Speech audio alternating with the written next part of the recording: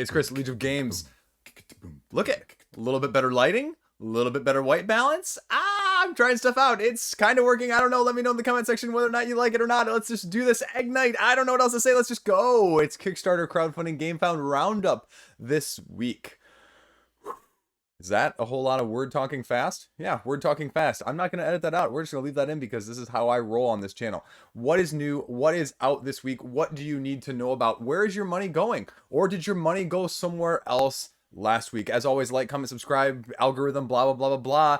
It's a big help, whatever you can do. And thank you guys, 5,100 subscribers. We're just getting up there. So let me know what you want to see. A little bit of everything coming out this week, a little bit of everything in review, the Gamefound announcements of what's going to be coming up the next coming months for them, Sleeping Gods, Andromeda's Edge, Dwellings of Eldervale, sequel essentially in space, and a little bit of everything else. Let's just get into it. As always, just thank you.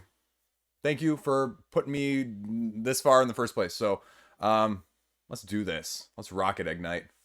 In case you don't know, Ignite, co-pilot, chilling with me today. So maybe we'll let him get a few words in. Maybe not. We'll kind of see how it goes. Okay, so what do we got going? First up, we have Hamlet. This looks like a great game. I'm going to put that out there right now. It looks like a great game. It's at $86,000, less than 24 hours in. It's a village building game, sort of a la Suburbia, if you will. That's the closest thing I can compare it to, and you'll understand why I'm comparing the Mighty Boards game to that in a minute here. Now, this is a Founders Deluxe Edition. This is the main reason you're going to get it. You're going to get the Deluxe Pledge here because you're going to get it early. You're going to get a limited number print run, and you're going to get Deluxeifications with this game.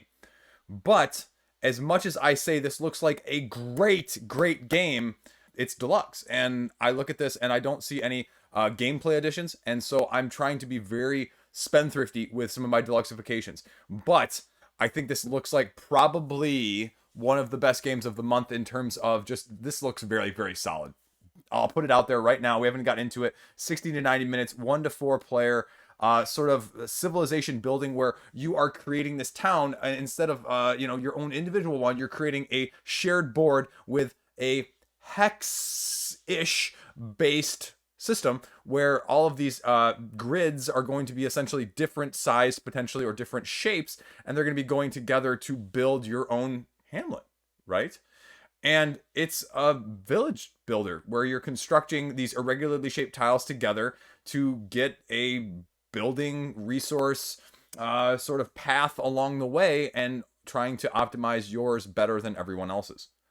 Again, I mean, it's Deluxe. And so this is always the question of whether or not these Deluxeified components are something that matters to you or not. And again, I'm just like everyone else.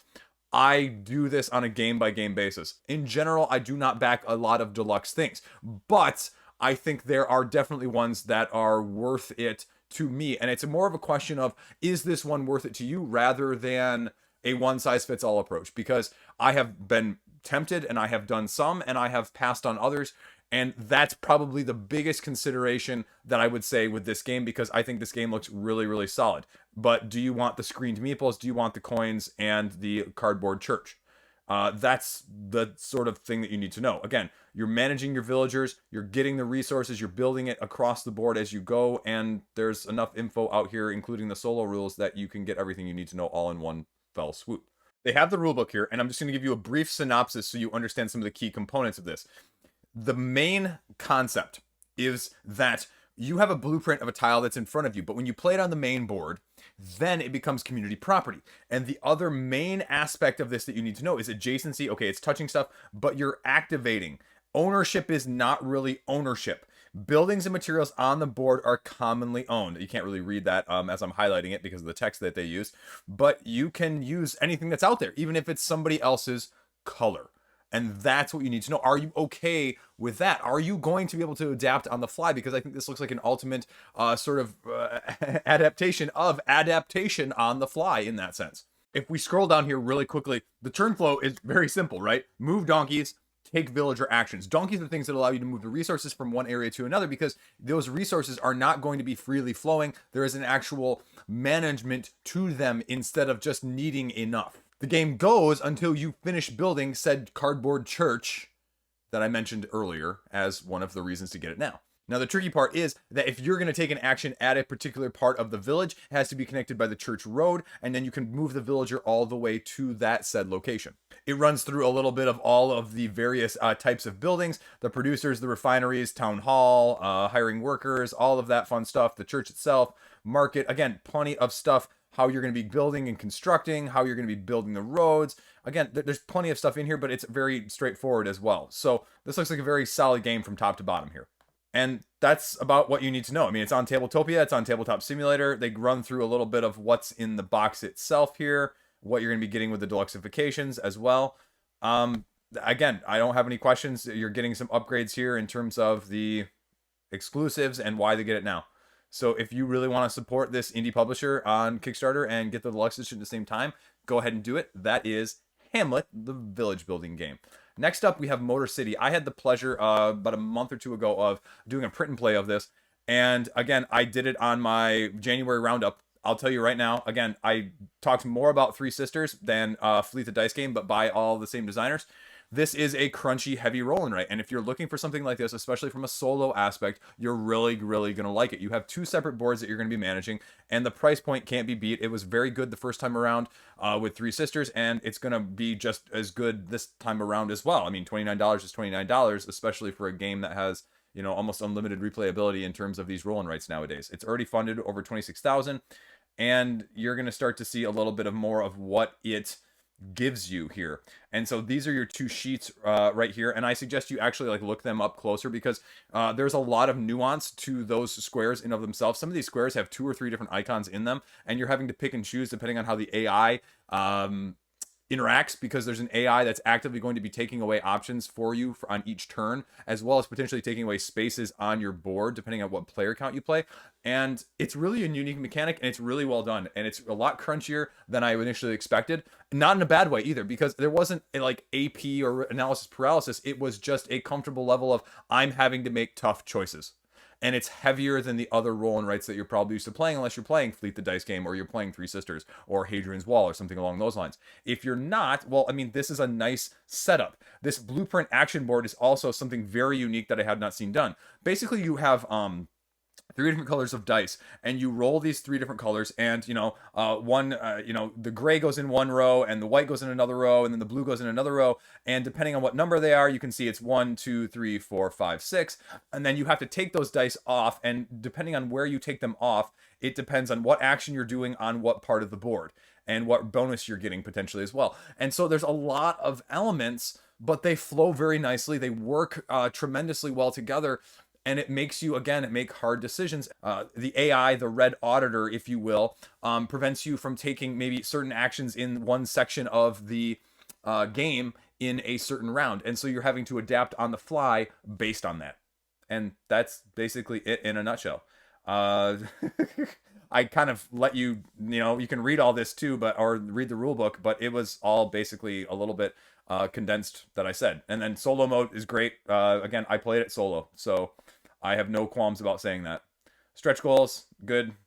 Standard swirly dice. Again, you support this because you're going to also get the expansion, sort of like they did with Three Sisters, I think was the weather expansion. So the price is good. It makes sense. I can see why it's funded. I have no qualms about saying this is a good, solid game. And you get it now because you also want to support them. So Michigan shout out, Motor City Games. There you go, Motor City. Next up, Small City Deluxe. Don't be fooled by the name of this game, though, because as I was looking on this page earlier, I was like, oh, a Civ building, sort of like Sim City, the board game, essentially, right?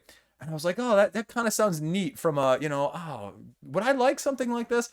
And then I scrolled down the page, and I realized one of the videos from one of the content creators, and I was like, oh, well, this game probably isn't for me then. I say that because Heavy Cardboard did a video, and if Heavy Cardboard is putting out a playthrough video, it's probably not going to overlap too much with my tastes. I think I have maybe 2 games in my collection that they would even consider doing on their channel, and I looked at this and I said, oh, okay. Then I read some of the rule book, and I was like, by the time I got to page 10, I was glazed over in terms of my eyes. But this is a remake, as the designer says. This is his opus magnum, if I'm using the correct term there. If I'm not, I'll just blow it over with my words right here. But this is his piece de resistance, if you will, the prize of all of the games that he has created, and he is saying wants to deluxify it and just make a masterful, better edition of it as his most proud game. And based on the changes that they made to the newer edition, this is also by the same person who made Clinic, that heavier game. I should have known, if as soon as I read it was Clinic, I should have known that this was outside of my depth. You're also getting a new 8-player module, and the game revised rules. I'll be frank with you, having read through the old version of the rules, they definitely need a revision with more examples, because again, it's a wall of text. It's a wall of text, and there's only so much as a non-heavy gamer that I can do of that. But it looks like a really intriguing concept, and I can see why people like it. They market it as, a big solo game as well. Top 10 solo game on the Board Game Geek Solo Gamers Guild, whatever that is, voting every year. So here's the heavy cardboard. I mean, it's deceptively heavy, essentially. Stretch goals are actually including Godzilla in the city. Can't make that stuff up. You're dealing with pollution. You're dealing with SimCity, essentially. And they're utilizing specific mechanics and how you're adapting, and you're building these tiles on the board. And they give you a little gif here about how the tiles are going to evolve as a whole, so that's interesting. But again, I think this is going to either appeal to people from the heavier side of things, but I would also be cautious that if you're not a heavier thinker, civ building, esque game, this may be not for you either. I think it's a niche game, but I think, again, the pedigree and the solidness of it is not really in question at all from that manner. So, again, plenty of information, plenty of things you're going to be getting along with it. He's expanding a little bit on the previous winter expansion with new concepts and the modularity that we mentioned. And so there's going to be some stretch goals on that, but they're not changing the base game itself apart from the rules. So $69, I mean, that's expensive because it's not even getting you the expansion. The expansion is $99. So, I mean, again, I guess from a heavy game side of things, it's not bad, but take it for what you will. It's well overfunded, so we'll see where it goes, and check it out. Small City Deluxe Edition. Next up, we have Monster Pit from Elzra. This is about a third of the way funded, day one. And this was a very interesting concept because this is taking the world of Catacombs and you're making not really a tower defense game, but it seems like a tower defense game when you look on the surface, but it's more of a worker placement resource management style game based on what you're doing with dice rolling. Because as you're putting these characters on these slots that you have an attacker and a defender slide to go after the monster or to defend against the monster's attacks. Each of these characters that you're going to be putting in this slot has a different amount of dice that you can use on depending on what aspect it is. And you have these, I think, what did they say, 17 different areas that you can go to and have some sort of different interactions. There are gates around the outside of which you can use one or two of them to attack the monster itself, and you're trying to defeat the monster while keeping yourself alive. And you can even sacrifice some of your own workers, but if you sacrifice one of your workers to appease the monster so that the monster doesn't take his or her phase, let's be fair, monster, I know, Ignite, I'm sorry, but then if you do, wherever you recruited that worker from in the first place within the town itself, that portion of the town does not like that you did that, and they are closed to you forever in terms of whatever was able to be done at that location in the first place. So that's an interesting mechanic. Also, as a cooperative game, there are multiple districts on the map here as well. If I can find a picture of the map itself, here we go, the Citadel. And so if you're playing with like 4 people, maybe there are like, I'm making this up, I don't remember exactly how many districts there are, but let's say there are 5 districts. You can't have more than 2 people in a district, even there if there are 4 or 5 different towers or buildings that you could go to. So again, it's adding a layer of depth and strategy there to the Citadel itself.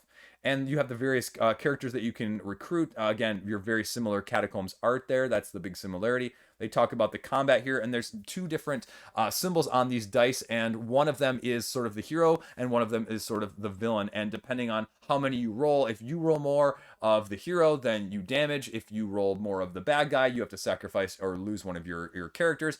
Or if it's a tie, then you just have to take and injure one of your characters rather than lose them. And there are little like stars that make them like a little bit of a power-up one.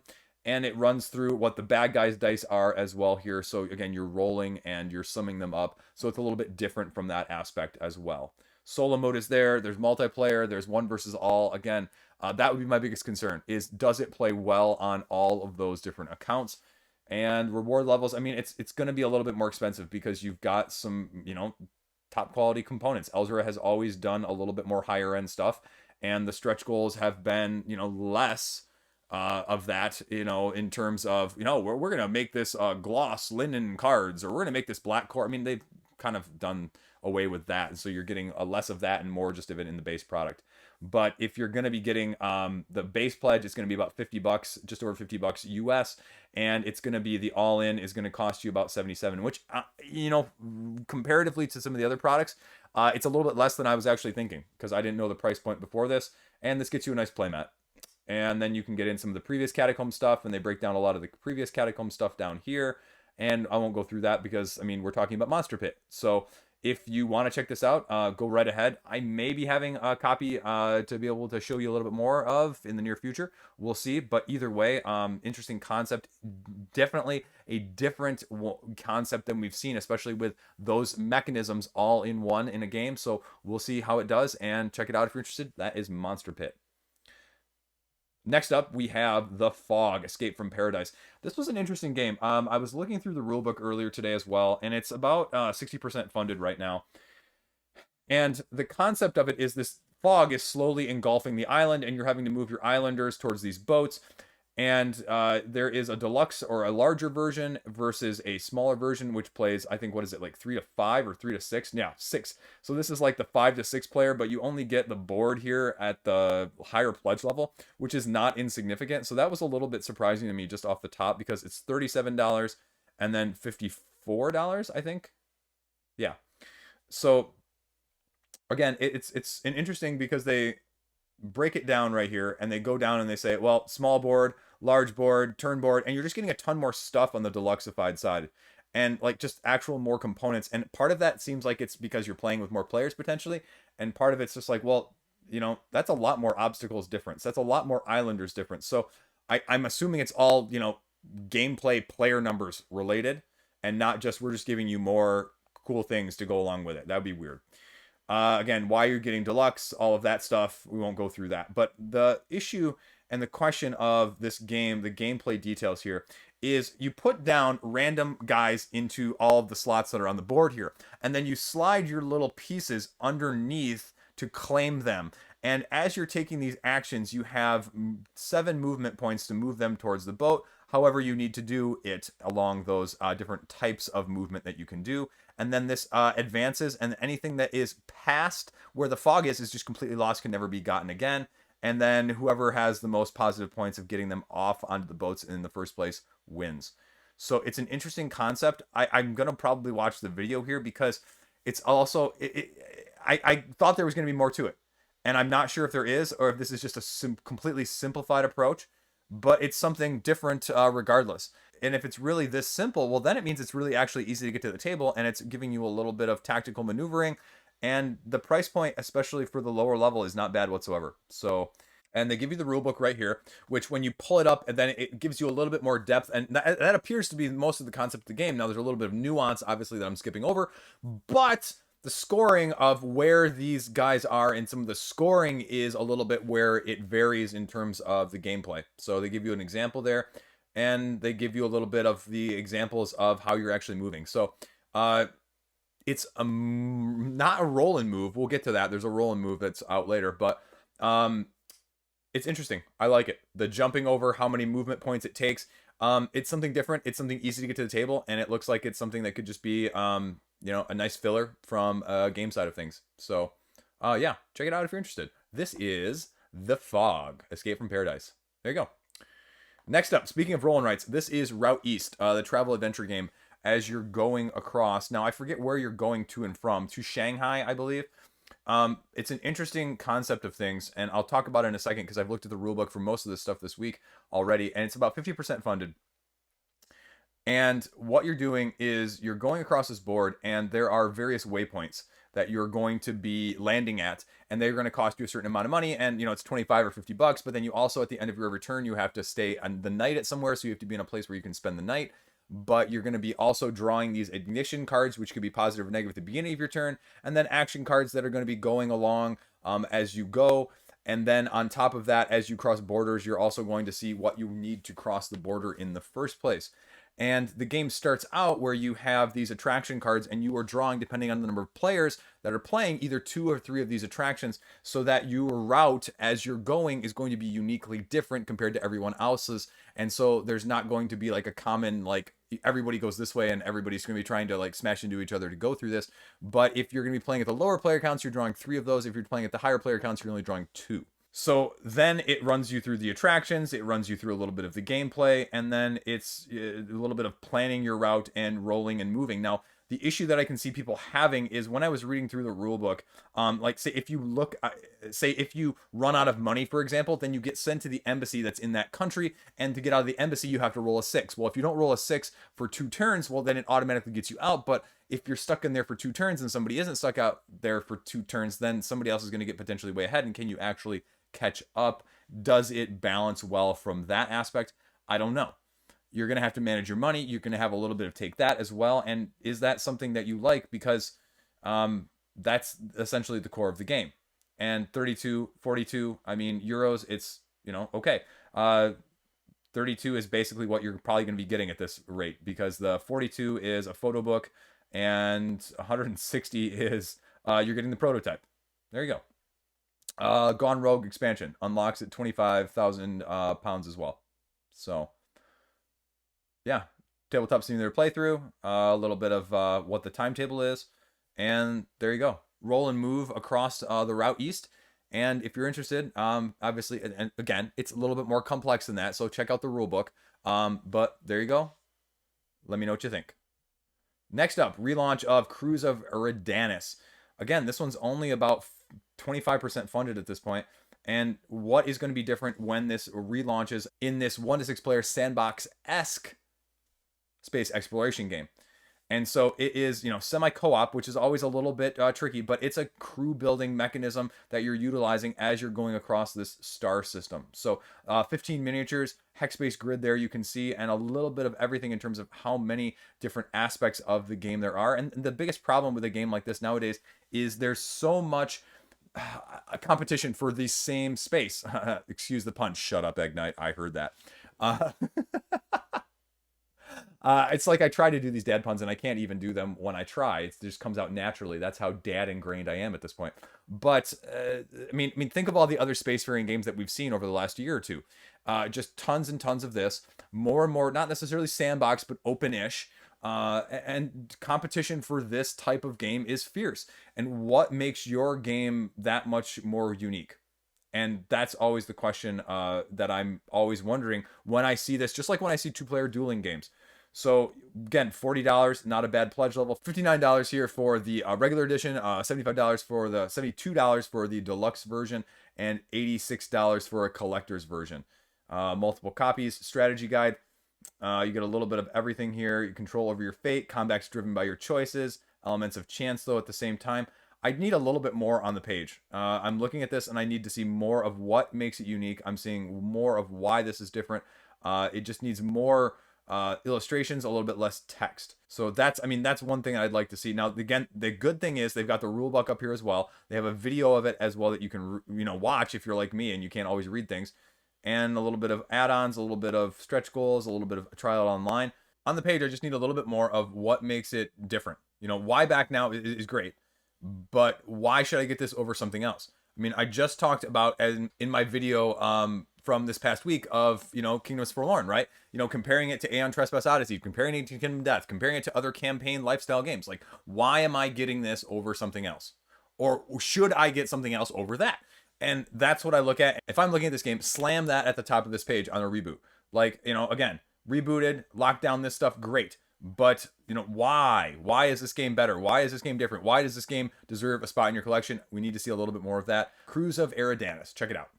Speaking of competition, speaking of spacefaring games that are very similar, let's just go straight over to Warpgate over on Gamefound. Again, this one's funded. This has 14,000 euros already of the 5,000 euro goal. So, 300%, whatever it may be.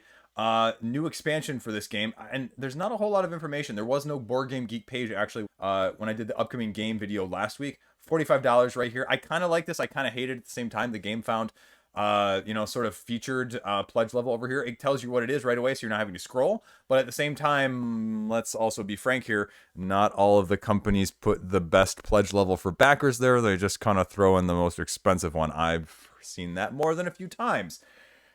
So, what do you need to know about this one? Again, like this is, I did not look at this page. This is my first time looking at this page. But Cruise of Eridanus and then Warpgate. Right now, we're at the top of the page. It says right here, why this game. It's quick, fast-paced, easy to learn, dynamic, replayable, 16 different factions, 35 cards, no player elimination, no dice. So again, it's appealing to the gut reaction crowd. Why am I here? Why am I looking at this? And then it goes into this. So I can already tell this page is a little bit better set up in enthralling me and wanting me to scroll down and see more. Again, how many space games do you need like this? Well, that's a whole nother question. But again, rulebook is there, Tabletopia is there. Why back now? Again, okay, now they say it's a Gamefound exclusive, and we're seeing that term thrown around more and more. Limited quantities, okay, blah blah blah blah blah. And the expansion is actually only 15 euros. Okay. I am not familiar with this game. Full disclaimer. I don't know much about it. I have not really appreciated it too much outside of this page, but there's enough information. Again, there's nice. Ooh, wow. Everybody's on this page apparently. So, you can get plenty of information right there. And this is less than I would have expected. And so if you're really interested in it, I can see why it's funded. Is it going to appeal to everybody? No. Because, again, we've seen tons of this lately. Stellaris, Fractal, Voidfall, those are the big ones. What about all the other small ones that were sort of, again, similar size, similar aspect? You've got the one from Grey Fox Games coming up called Last Light, from Roy from the Dice Tower. Speaking of that as a side note, like they still haven't announced a date for that, but I've gotten half a dozen emails from them, and I don't know anything more about the game than I did before. So, that's kind of annoying. If you're going to spam my inbox, at least give me some useful information like that. And I actually reached out on like one of their Facebook posts, and I'm like, launch date? And they're like, we'll let you know soon. Again, like, people, tell us your launch dates more than a week or two in advance. Like, you want to bring hype up. That's one thing, as much as you may hate it about Stonemaier or Simon or Awakened Realms, they put out enough hype that it's not too far out, but it's also enough that, it keeps people thinking a little bit beforehand rather than just, oh my gosh, here it is. Because sometimes that works, and sometimes if you're not one of the largest ones on the block, it doesn't always go as well as you may like. Surprise, I know. Anyway, that's Warpgate Beyond. Check it out. I mentioned this now just as a little side note here. Fatty Tuna, sushi-themed strategy game. It's got $1,200 of the $4,300 goal. It would probably have more, but there's no information about how it plays, the rulebook, or anything else there. So... there's a video here that you can watch, but that's it. Again, if you put more information on the page, you've got 14 people giving you almost $100 each, and you could probably get more if you had more information. But it's sushi themed, and it's kind of cool. It's set collection, trading cards, rolling to determine you're moving, and something else there. But give us more information. Come on, give you a shout out for free. That's all I got. Okay, this one, envelopes of cash. In case you didn't see this one, it's worth just a chuckle just from that aspect of things. It's about 3/4 of the way funded in less than 24 hours. Envelopes of Cash, the college football recruiting game. It's too true, because our college system, especially on the football and basketball sides of things, is full of corruption and money under the table, and student athletes, or maybe I should rephrase that, student athletes for the most part, with those two at the major schools is a joke. They're getting these paid tutors to do all their homework for them, and they're in these classes that you've never even heard of, that basically just require them to show up and not fall asleep and turn in a paper that's done for them. Anyway, side note there, that American college system is a complete utter corruption, but you can actually get out of there sometimes in a good situation as well. I like that. Board gaming has never felt so shady. It's a Euro board game, so you're squaring off as rival programs trying to get the most valuable high schoolers. Gosh, you're grooming high schoolers. Okay, nope, not gonna edit that last part out. Envelopes of cash. So you're trying to create a winning culture by paying a lot of cash under the table from this Euro style game. So what are you doing? Card drafting, hiring, building, strengthening the programs. You have 12 months to gather as many recruits. 120 different cards to drive the story. Options of having boosters pay for marketing campaigns, or even going to Vegas. 12 turns, shared 6 dice, card draft. So that's interesting. They break down the cards here. Now this needs to be a lot bigger. You can't enlarge it, and it's a little bit too small. You need something bigger there that people can recruit through. Something bigger there that people can actually like read from their screen. So that's a little bit. But whatever. It's a little bit of a I cut you choose sort of scenario there, only with dice. So you're rolling dice, and you get to each select two, and that determines how many envelopes of cash you're getting. But the more envelopes you want, the longer you're going to have to wait. So again, it's a little bit of payoff there. So cards, dice. Okay, what else is there, Chris? Because you're talking about Euro. You're maximizing your recruiting points as you're going across, depending on what sort of recruits you want to get. And this is an indie game. They say flat out it's going to be more expensive. It's going to be $65. Sponsor a card, $10. If you want to pay extras, you can do that. Again, I wish there was just a little bit more on the actual gameplay. Is there a rule book? Did I miss the rule book? Stretch goals. Okay, great. Instant rewards. Great. Box contents. Okay, great. I mean, like, this is all clearly indie, and I have no problem with that whatsoever, because this is the sort of thing that if it wasn't done on here, it would never fund. There we go. Draft rulebook.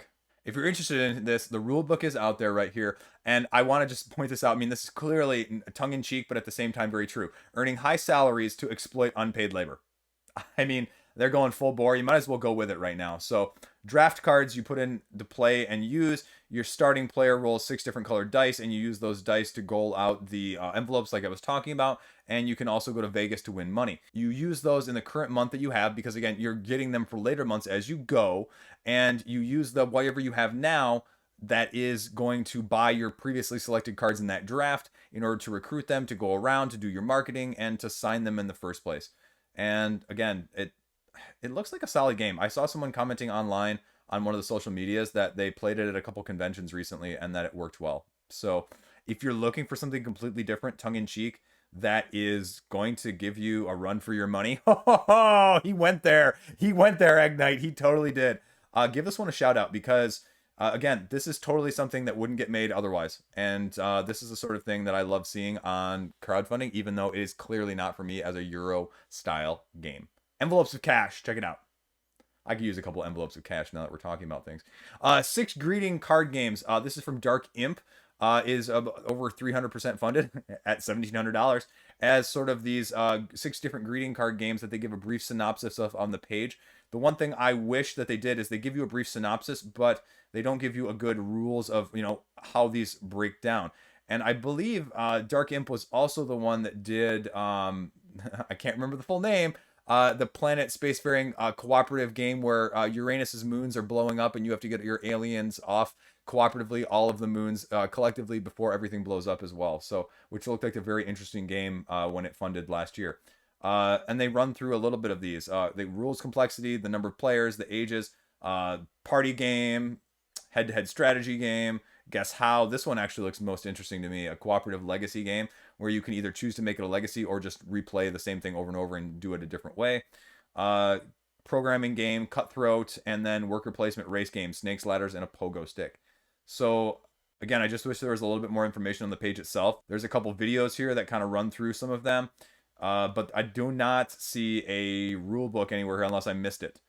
Again, I don't think it's anything bad price-wise either. I mean, yeah, it's $24. So if you like these lighter sort of things, your shy button type-esque games, I mean, this is almost the closest thing that I would be reminded of it. So again, it's funded. It's doing well, $1,700. They were only hoping to get $590 to begin with. So again, this is another thing that wouldn't get made otherwise. So if you like this sort of thing, support your local indie publishers or not local indie publishers as well. So check it out. So now we have Tiwanaku, the exclusive deluxe edition. This one, again, like really one of the first, if not the first or second, port over from Gamefound to Kickstarter. And I mean, it's funded. It didn't get anywhere near funding on Gamefound. So is it a Kickstarter effect? Is it a Gamefound effect? How do you want to attribute it? Depends on your slant or your skew, I think, from that aspect. Now, obviously, an early bird is going to help things, but I don't think this is, anything particularly significantly different from the first time around. So it's the previously known Pachamama, and now you're getting in Tiwanaku. Okay. That's a great pick. Cooperative, competitive, solo in this exploration, deductive, farming, Mayan, Andes-esque board game setting. as you are trying to get the favor of Mother Earth, Pachamama, the first place, and trying to paint the landscape with your numerous crops. So what are we actually getting in this game? Okay, you're getting a bunch of stuff. The question I had last time, which wasn't very well explained, and I guess that's the big thing too, is this design layout is much better already, that I can see a little bit of what you're doing. Now this wheel is going to be something that's going to be different game to game, because you have scenario-based differences as you're going, and then as you're even going within the game, you're rotating them and getting different effects as well. You have your terrain tiles, your crop tiles, your meeples, all of that fun deluxe stuff. All possible improvements already, so they're saying deluxe everything already. So you're not getting anything like extra stretch goal wise. How do you play though? Again, this was something missing last time that I didn't see on the page itself, having looked at it. Again, now, Quackalope's quote up there, Minesweeper on steroids. Well, now you've got the Minesweeper Sudoku. I don't even know what Teutonic is. So you guys must know what Teutonic is. I'm just out of the loop, and I'm old man yelling on the grass to get off my lawn. 30 different scenario discs that you're doing. Now, again, do the scenarios and then basically take your turns, right? You're either moving or revealing and scoring points based on what's revealed, or you're divining and you're trying to get the crops that should be planted. So make an offering, see what happens. Cooperative, solo. Again, I mean, I think it looks solid. I think the rules need to be looked at, and I think you need to see a little bit of the gameplay, though, because when I see this simple of explanation with these aspects, I mean, you can tell that there's obviously a lot going on these boards, so it's a little bit more complicated and more nuanced than what's actually going to be out there. So there you go. Let's take a look at the rules a second.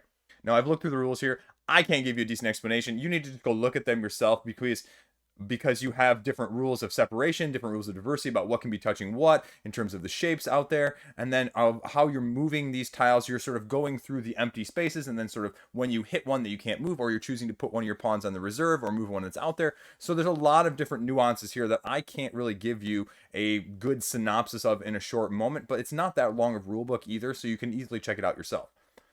What's the price point on this? We haven't seen that yet. Let's see. $54 for the early bird. So you guys might actually get in. Let's see what the time of me filming this. Yeah, you guys will be in at the early bird if you're checking this out still on the day of this filming. So that's an option. Rules are right there in terms of the videos.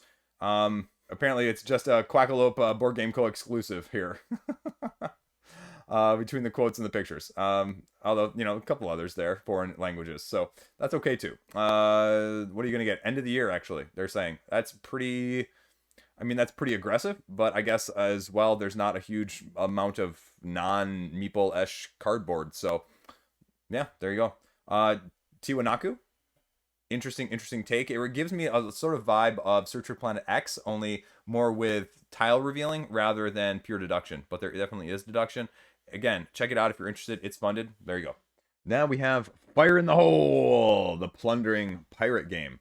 And, I mean, a biodegradable pop-up ship. That's what they're going with here. So, less than 24 hours in at the time of filming this, and they're at almost $15,000, 200% of their funding goal. So, what are we actually doing, though, besides the very cute aesthetic that they've got going on? 20 to 40 minutes. What are you doing here? Okay, play a card. Fire, now, apparently that is going to be dice dependent, and or sabotage. What are you going to do, though? Are you going to be going after other people? How are you going to do the take that, essentially? And first one to link 4 cannonballs. Well, that doesn't tell me how I'm linking the cannonballs, essentially, though. So what are we actually doing here, though? I mean, that's nice and all, but okay, here we go. Here are some cards. Roll the dice, take your best shot, fire with your pirate patch over one eye. So this is sort of like Dungeon Fighter, if you will, only with pirates, then? Sabotage other people, spin the ship, swap cannonballs with pirates. Okay. Now it says first to link 4 cannonballs, so the cannonballs, I'm assuming, just get shot into the pirate ship? Flicked into there? Tossed into there? What are you doing? No idea. Doesn't actually say how you're doing them. Just goes through all the cards here again. So then here is the price, $28, $40 for a booty bag. Yes, I said that on camera. Quartermaster Edition, early bird gets you the expansion pack. It seems fine, but I don't actually know the mechanism of what you're doing, though. You've got these generic phrases up there, but don't actually tell me how to do it. Again, more of a dexterity party game. One little preview video here if you want to check it out. People must like what they see, though, because, I mean, it's got $15,000, so there you go. Check it out. Fire in the Hole. Meanwhile at the Con is next up. 10%, 24 hours. Again, a tableau building meta game, if you will, at the board game convention. Maybe a little bit too meta for people if it's only at 10%. Runs you through a little bit of what you're doing, building booths, selling your wares, hiring team members, building star power, drafting, revealing your cards, doing the marketing phase. Players with the most star power get you the VIP for that round, give you tableau bonuses, end game reveal. Okay. I mean, it's an interesting concept. At least the rule book is here if you want to check it out. So you go over the rules here really quickly, and they go through the different phases that you're going to be doing. Pick up to 5 cards, play your cards, reveal them and add them to your tableau. Determine which one have the most icons, and you can distribute the meeples that get set out at the beginning of the round. Star power, again, VIP that I mentioned being awarded, how much income you're generating by what you're selling, and rinse and repeat. So, yeah. What's the price point? $15 for shipping. What are we looking at for the actual game? $35, $36. Full pass gets you stretch goals and celebrities add-on. Okay. There you go. Meanwhile, at the con, card drafting. Last up, Dino Dino. Tile laying family board game. What are you talking? Almost 20%. Fast-paced cooperative family game. Collect and feed the most dinos while laying tiles. Okay. Now have a little bit of a different vibe in terms of the overlapping tile mechanics. Let's see what else we got. Triceratops, Mammoth Pledge. Again, deluxe box with deluxe, tokens? Or just more? Nope, pretty much the same with a little bit of, the extra expansions. The 3 extra expansions down there and stretch goals. This reminds me in a vague way of Fall of the Mountain King, if you will. You're overlapping sort of your tableau here, where you're drawing a tile from the middle, you're overlapping it on the land, you're matching up these symbols in ways of making chains in order to gain additional food. When you've got enough, you can use it to get a dinosaur. Then you match them to the food that they want, and you score the points. Yeah, kind of nifty little neato thing here. Yeah, that's kind of cool. Good game to end on this week. A few expansions, few extra mission tiles, different icons, obviously, for the food as you go along. What's the price point here? I skipped over it. $17 for the base, $31 for the deluxe with the 3 expansions. Okay, there you go. Fiend, Dino Dino. Check it out. So that's it. That is the roundup for this week. Kind of a lull week, I won't lie. Kind of not as big as I was expecting. It sounds like a couple projects got delayed for another week or two. A couple projects got delayed until next month. So we saw a little bit of a lull, but next week and the week after are going to be big. The 15th and the 22nd have a lot more oomph behind them, not only in terms of name recognition, power behind those names, but also it's going to be a little bit more bling bling, going to cost you more as well. So take advantage of this lull if you can, but also, like I said, like I do this video every week, you check out the indie games that otherwise don't get attention, and that's why I like doing this in the first place. Your first stop, your best shop, and your coolest bald-headed guy doing Kickstarter crowdfunding Gamefound roundups with now Eggnite sitting back in the background on the shelf. He'll come forward though plenty of times. Don't you worry. As always, thanks for watching. Thanks for putting up with me. That's all I ask. Stay classy. Have a great day. I got nothing. I got to film a video later tonight or tomorrow of a game that I just recently got that has exceeded all expectations. Spoiled? Spoilers? Spoilering? Spoilerition? You ever see that Dungeons and Dragons Acquisitions Incorporated episode where the DM introduces an iguana, an intelligent iguana, into the game, and everything that the iguana says, it only responds in one-word answers when the party asks it questions, but it's always ends with TION or something along those lines, that rhyming, if you will. So like they'll ask a question and be like, Inquisition, Perdition, Acquisition. And it had a French accent, and that's why I'm doing that. But it just reminded me of that. So I need to do a video like that where I end like major segments all with like that ending. I think that would be hilarious. Just me. This is where my mind goes at the end of videos. This is why you tune in, though, right? The end ramble. That's why I put it in the timestamp so you can kind of catch it and, skip over to that. I'm done. Peace out.